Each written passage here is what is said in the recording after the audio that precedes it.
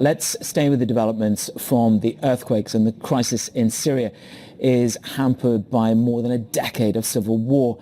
But the Syrian President Bashar al-Assad has received declarations of support from leaders across the Middle East. Simone Foxman has been tracking those messages.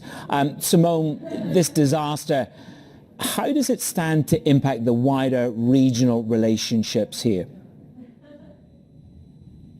You know, Manis, it's hard to look too far out at the moment. Certainly, this has the potential to unsettle a region that's already extremely vulnerable, but we have seen calls come in from foreign leaders to Bashar al-Assad, the president of Syria, after his state had been really treated like a pariah state for the past decade or so. Let's consider the evidence. So phone calls coming in from Egyptian President Abdel Fattah al-Sisi. That is actually the first phone call between those two leaders.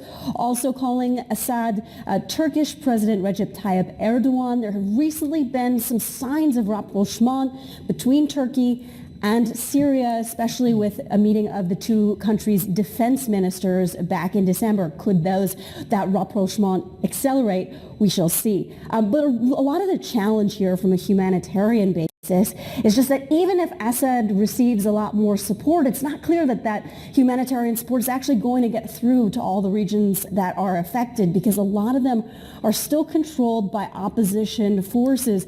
And Syria's ambassador to the UN saying that the country will not, his government will not increase the supply lines from Turkey that would bring that humanitarian aid to those areas. Already that's pretty difficult to do. But I mean, this has the potential to be such a disaster.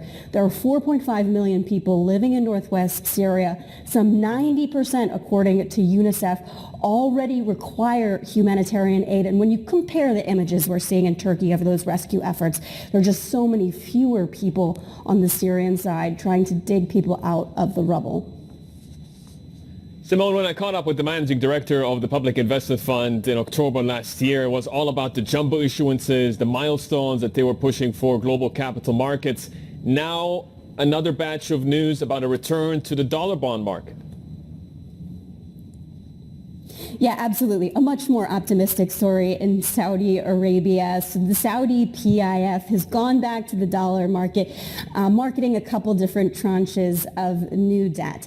At the same time, we're hearing from the CEO of the National Debt Management Center about the country's broader plans for issuing debt in this market. And he told us in an interview, we are not done with interest rate risk. That is why the Saudi government tapped bond markets in early January for $10 billion, and maybe also why we're seeing the Sovereign Wealth Fund come to the market now. If you check out our GTV Go chart, you'll just see how much the spread, the risk premium on emerging market debt has narrowed over in the last couple of weeks, and that's the incentive really to get in while the getting is good. Overall, also interesting, the CEO of this National Debt Management Center, Hani Al-Maidani, also telling us that the country is considering different options, maybe issuing debt in other currencies beyond the dollar. That would be interesting to see. Going to be busy market for bond traders.